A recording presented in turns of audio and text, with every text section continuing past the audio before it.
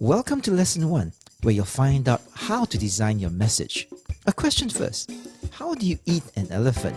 Yes, we all know this one, and the answer is one bite at a time.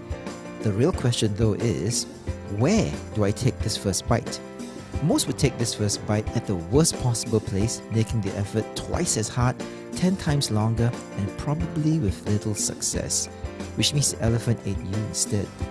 Most people prepare for their presentation by thinking a little, maybe writing a few notes, and all they want to do is make PowerPoint slides. That's exactly the wrong thing to do.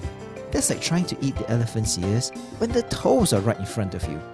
PowerPoint too early means instant audience death later, and that's why we start our lessons together with how to design your message, and you won't find out how to make those darn PowerPoint slides until much later in the series.